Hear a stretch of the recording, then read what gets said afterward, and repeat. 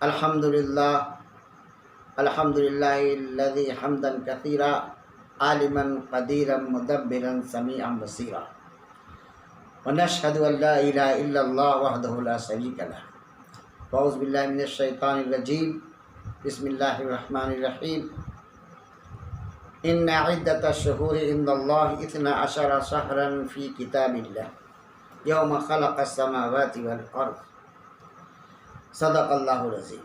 محترم سامعین کرام، اللہ تبارک و تعالیٰ نے اپنے اس قرآن پاک کی چھوٹی سی آیت کے اندر ارشاد فرماتا ہے کہ جس دن سے اللہ تعالیٰ نے زمین اور آسمان کو پیدا کیا ہے اس دن سے اللہ کے نزدیک مہینوں کی تعداد 12 ہے،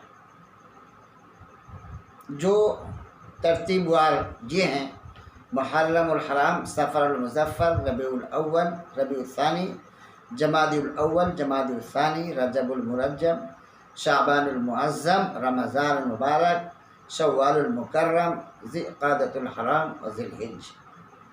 یہ 12 مہینے ہیں، اور اس 12 مہینے میں سب سے زیادہ فضیلت جو حاصل ہے وہ رمضان المبارک کو ہے۔ اس کے بعد جو ہمارا مہینہ 8واں مہینہ ہے جس کو شعبان المعظم ہم کہتے ہیں، اس کو یہ فضیلت حاصل ہے۔ یہ ہمارا مہینہ جو چل رہا ہے سال کا 8واں مہینہ ہے۔ دوستو، اس مہینے کے اندر ایک رات ہے جس کو ہم شب برات کے نام سے جانتے ہیں۔ شب کے معنی آتے ہیں رات، برات کے معنی آتے ہیں چھٹکارا۔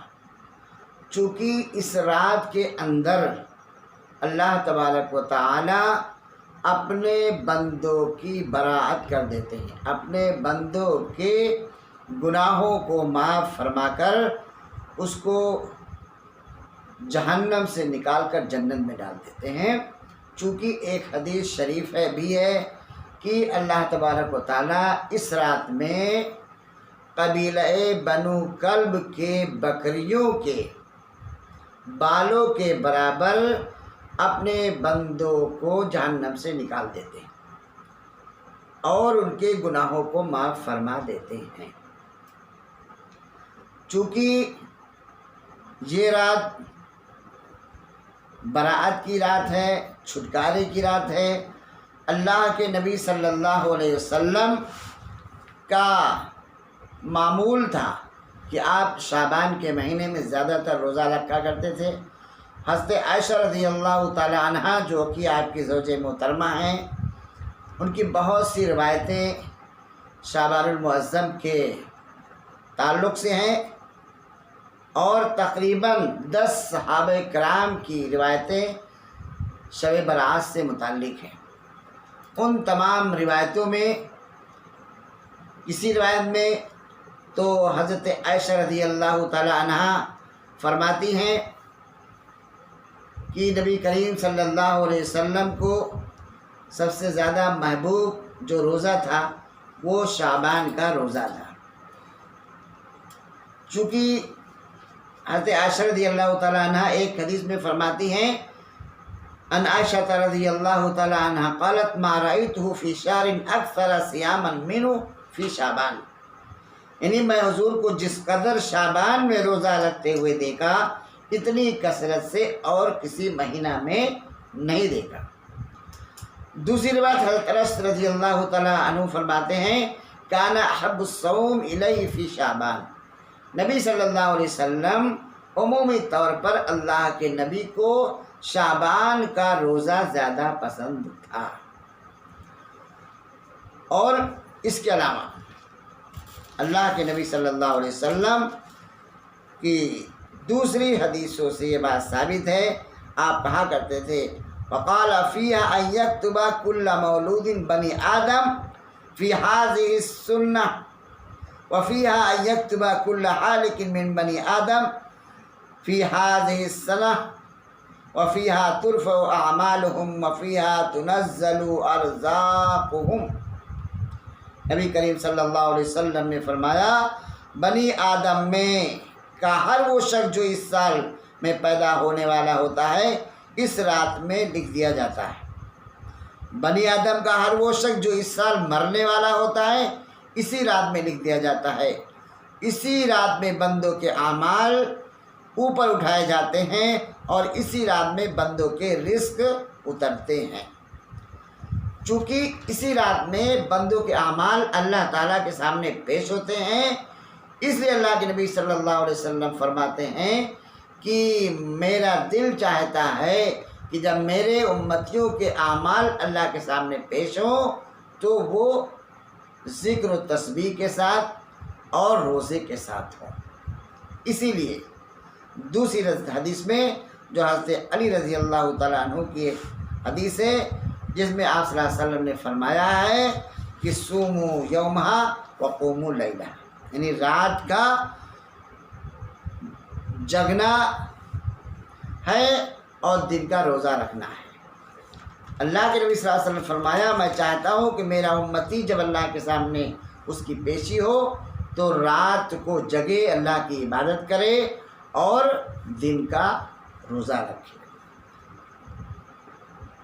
دوستو شعبان کے مہینے میں یوں تو بہت ساری چیزیں بدعت کے طور پہ کی جاتی ہیں، بہت سی رسومات ہیں، لیکن اس میں خاص طور سے 3 باتیں ہم کو دھیان میں رکھنا ہے۔ 14ویں تاریخ کی رات یعنی 15ویں شب کو جاگنا، اللہ کی عبادت کرنا، نوافل کا اہتمام کرنا، ذکر و تسبیح کرنا اور نوافل کو تنہا تنہا پڑھنا، جماعت کے ساتھ نہیں، اجتماعی طور پہ نہیں، بلکہ بہتر ہے کہ گھر میں پڑھی جائے۔ رات میں جاگنا ہے، اللہ سے دعائیں کرنا ہے، استغفار کرنا ہے، نوافل کا اہتمام کرنا ہے اور اللہ سے توبہ استغفار کرنا ہے، اور 15ویں تاریخ کے دن کا روزہ رکھنا ہے۔ کچھ علماء کرام نے اس حدیث بلکہ موضوع قرار دیا ہے، لیکن چونکہ یہ فضائل میں ہے اور اس کے علاوہ بہت سی احادیثوں سے شعبان المعظم کی فضیلت ثابت ہوتی ہے، اس لیے بہتر ہی یہی ہے کہ روزہ اس دن رکھا جائے۔ تو تیسری چیز کیا ہے؟ جو قبرستان جانے کا مسئلہ ہے۔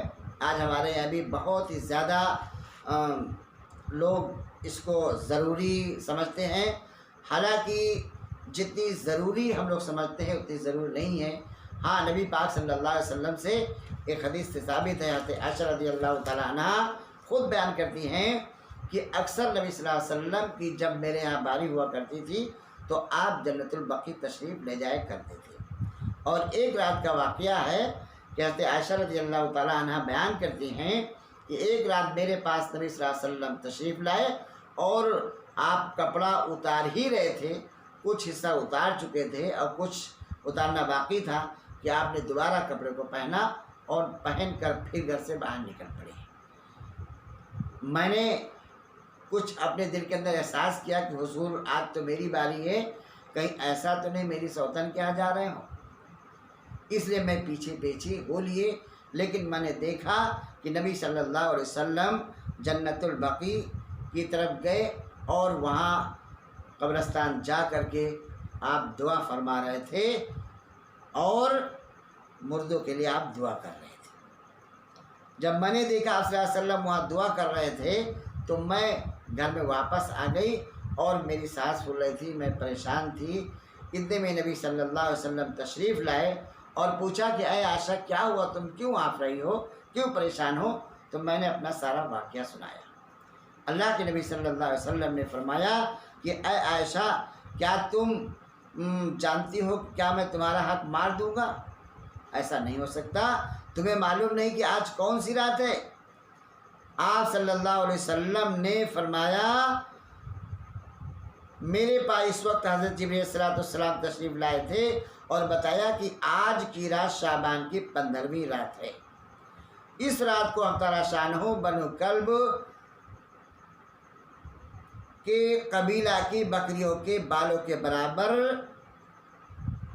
جہنم سے لوگوں کو آزاد کرتے ہیں۔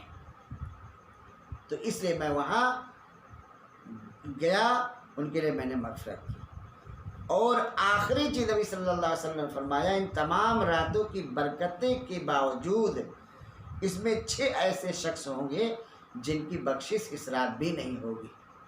وہ 6 شخص ایسے ہیں جن میں کا ایک شخص نمبر 1 مشرک یعنی شرک کرنے والا، نمبر 2 کینہ بغض عداوت رکھنے والا، نمبر 3 قطع رحمی کرنے والا یعنی رشتے ناطے کو توڑنے والا، اور نمبر 4 ٹخنے سے نیچے لنگی یا پائجامہ پہننے والا یعنی تکبر کرنے والا اور گھمنڈ کرنے والا، 5ویں والدین کی نافرمانی کرنے والا، والدین کو برا بھلا کہنے والا، والدین کو ناخوش کرنے والا، اور 6 شراب پینے والا۔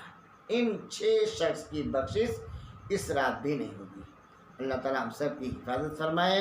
ہم سبھی اس لیے امت مسلمہ سے یہ گزارش کرتے ہیں، یہ اچھا موقع ہے اپنی بخشش کا، اللہ سے معافی تلافی کرنے کا، اور چونکہ اس وقت ہمیں زیادہ ضرورت ہے اللہ کے غصے کو ٹھنڈا کرنے کا، اس لیے تمام امت تمام مسلمانوں سے درخواست ہے مؤدبانہ کہ اس رات میں زیادہ سے زیادہ قیام کریں، اللہ سے معافی مانگیں، اپنے گناہوں سے توبہ کریں، اپنے لیے، اپنے گھر والوں کے لیے اور اپنے تمام امت مسلمہ کے لیے دعا کریں۔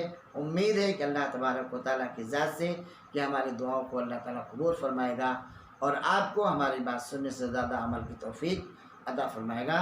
السلام علیکم ورحمۃ اللہ وبرکاتہ۔